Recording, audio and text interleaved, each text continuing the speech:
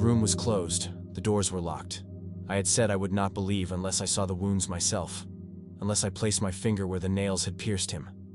And then he stood among us. No sound of entry, no broken door. Just presence. The others froze. I did not move. I had demanded proof, and now proof stood in front of me. He spoke my name, not with accusation, not with anger, just certainty. I had not been there the first time he appeared to them. I had heard their testimony and refused it. Unless I see, unless I touch, I had said. Now the words returned to me, heavy and exposed. He did not repeat my doubt to shame me. He invited me to confront it. Put your finger here. See my hands. He extended them toward me, not as a conqueror proving power, but as one inviting honesty. I could not see his face clearly. Light from behind him obscured the details, leaving only form and presence.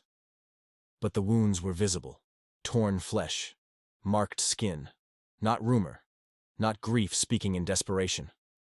What I had demanded in defiance was now offered in mercy. The room fell silent around us, as if doubt itself had nowhere left to stand. Then he said, "Put your hand into my side. Do not be unbelieving, but believe." He did not raise his voice. He did not defend himself. He simply stood there, bearing the marks of what had been done. The others watched, but in that moment it felt as though the room held only him and me. I had asked for certainty. Now certainty required surrender. My doubt had been loud. His response was steady. I did not need to press my hand as far as I once imagined. The sight was enough. The wounds were not symbols. They were history carved into flesh. The one I saw crucified now stood breathing before me. My resistance collapsed without argument. The words left me before I planned them. My Lord and my God. It was not a slogan. It was surrender. Doubt had demanded proof. Faith answered with worship. They set food before us from the king's table. Rich, abundant, prepared to bind loyalty through appetite. Many would have called it privilege. I saw something else. I resolved in my heart not to defile myself. It was not rebellion, it was conviction. I asked for vegetables and water instead, risking offense in a court that did not tolerate defiance. Faithfulness often begins with small refusals long before public tests arrive. When I spoke those words, something shifted within me that no argument could have produced. My Lord and my God. I had followed him before. I had listened, questioned, walked dusty roads beside him. But this confession was different. It was not admiration. It was recognition. He was not merely teacher or rabbi returned from death. He stood before me alive, bearing scars, and my doubt had nowhere left to hide. He answered me without rebuke. Because you have seen me, you have believed. Blessed are those who have not seen and yet have believed. His words did not crush me. They expanded beyond me. My doubt had been personal, but his blessing reached future generations. I stood there, exposed and restored at the same time. The room that once held fear now held testimony. When they told me, "We have seen the Lord," their voices carried certainty I did not share. I had not been there when he first stood among them. Grief can distort memory.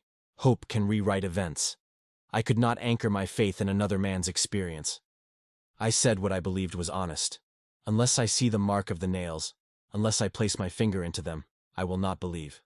I chose clarity over comfort. 8 days passed after I spoke those words. 8 long days inside walls that still carried the echo of fear. The doors remained shut, not only against authorities, but against uncertainty. The others held to what they had seen. I held to what I had not. I did not mock them, yet I would not join them in confidence I did not possess. Doubt is not always loud. Sometimes it is simply unresolved. We had scattered when he was arrested. I had watched courage dissolve under pressure. The cross was not theory. It was execution. Rome did not make mistakes in such matters. When the stone was rolled before the tomb, I believed the story had ended the way all such stories end. Hope buried, dreams silenced. I was not prepared to rebuild faith on rumor alone. When the women returned saying the tomb was empty, I listened but did not conclude. An empty tomb does not explain itself. It can raise more questions than it answers. Some ran to see for themselves. I remained measured. Grief can mistake absence for miracle. I needed more than astonishment. I needed certainty grounded in reality, not urgency fueled by emotion. I did not resist belief because I despised him. I resisted because I had loved him. I had watched him heal the sick, calm the sea, speak with authority no scribe could match. I had seen power in his hands, and I had seen those same hands pierced. Love makes loss heavier. I could not allow hope to rise again only to be crushed twice. So I guarded my heart with doubt, believing it safer than disappointment. We gathered again behind locked doors. Not in celebration, but in caution. Jerusalem was not safe for men known to follow a crucified teacher. Every sound in the street tightened our attention. Yet inside those walls, something else lingered. Expectation mixed with fear. They had seen him once already. I had not. I sat among them, present but unconvinced, unwilling to borrow their certainty without encounter of my own. The air in that room carried more than fear. It carried waiting. Conversation rose and fell in fragments, repeated accounts, whispered recollections, unfinished sentences. I listened, but I did not affirm. Faith borrowed from another man's memory would not hold under pressure. If he had truly risen, I needed to stand before him myself. I did not know how close that moment already was. Then, without the sound of a latch or hinge, he stood among us. The doors had not opened, the room had not shifted, yet he was there. "Peace be with you," he said, as though fear had not ruled our breathing moments before. The others had witnessed this once already. This time, I was present. The certainty I had demanded now stood within arm's reach, and my own words began to return to me with weight. He turned toward me deliberately, not toward the room, not toward the group, toward me. "Put your finger here. See my hands. Reach out your hand and place it into my side." He repeated the very conditions I had spoken in doubt. No one had needed to report my words. He already knew them. My skepticism, once private among brothers, was fully exposed before him, and yet met without condemnation. The room felt suspended between disbelief and surrender. I stepped closer, aware that this moment would define more than argument, it would define allegiance. The wounds were not distant marks glimpsed from afar, they were near enough to touch. Flesh once torn now stood before me alive. My demand for proof had been bold. His willingness to offer himself was greater still. Doubt cannot survive long when mercy stands within reach. I did not need to press my hand into his side as I once imagined. The nearness was enough. The wounds were real, yet so was his breath. I had seen him die. Now I stood before him alive. My resistance did not collapse under pressure. It dissolved under presence. The confession rose from somewhere deeper than reasoning. My Lord and my God. It was not concession in debate. It was surrender of heart and will. As evening approached, the king spoke with reluctance heavy in his voice. "Your God, whom you serve continually, he will deliver you." It was not sarcasm. It was hope struggling against inevitability. I was led toward the den as the light faded. I did not resist. I had prayed in daylight. I would trust in darkness. The law demanded my life. My faith did not waver to preserve it. I have often remembered the exact words I spoke in doubt. Unless I see, unless I touch. I thought I was protecting myself from disappointment. I did not realize I was limiting the possibility of resurrection to what my hands could confirm. Faith does not deny reality. It trusts beyond what reality seems to allow. That day, I learned that certainty is not built only on evidence, but on encounter. My doubt did not grow from indifference. It grew from love wounded by loss. I had left nets and certainty to follow him. I had watched him challenge storms and silence demons. To see him crucified was to watch hope torn open. I feared believing too quickly, only to be shattered again. Yet when he stood before me alive, I understood that resurrection is not fragile. It does not depend on my readiness. After that day, I could no longer speak of him as memory alone. I had seen the wounds. I had heard his voice address my doubt directly. The resurrection was not a shared rumor. It was personal encounter. When I spoke of him afterward, I did not rely on borrowed conviction. I spoke as one who had demanded proof and received mercy instead. His words about those who would believe without seeing remained with me long after the room emptied. I had required touch to surrender. Others would never place their hands upon those wounds, yet they would be called blessed. My moment of hesitation became part of a greater purpose. My doubt, once a barrier, became a bridge for generations who would trust without sight. Something shifted in me that day that no argument could have produced. Before, I measured truth by what my senses could confirm. After, I understood that the one standing before me was greater than my conditions. I had demanded to touch his wounds. Instead, his grace touched my resistance. Faith was no longer fragile agreement. It became allegiance anchored in a living Lord, not in my ability to verify every detail. When I later spoke of him in distant places, I did not hide my doubt. I told them what I had said and how he answered me. I did not present myself as stronger than I was. The story was not about my skepticism, but about his patience. The wounds I once needed to see became the foundation of the message I carried. I had touched the cost of redemption. Even now, when I close my eyes, I remember the marks in his hands. They were not erased in resurrection. Glory did not conceal them. Power did not remove them. The wounds remained, not as weakness, but as witness. What had been instruments of execution became evidence of victory. I once required those scars to believe. Now I understand they were given so that faith would rest not on imagination, but on sacrifice fulfilled. Before he stood among us, fear governed that room.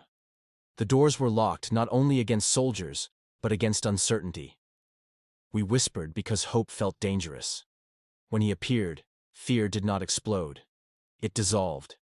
His presence redefined the space we occupied. The same walls that held anxiety now held resurrection. I had demanded evidence to overcome doubt. I did not realize that his nearness would overcome fear as well. I once believed faith required control, that I must examine every claim before surrendering my trust. Yet standing before him alive, I saw that control had never protected me from grief. It had only delayed peace. My insistence on proof was not strength. It was caution, shaped by pain. When I called him my Lord and my God, I was not abandoning reason. I was allowing truth to be greater than my fear of being wrong. There was a time when I believed faith required control, conditions clearly defined, evidence carefully examined.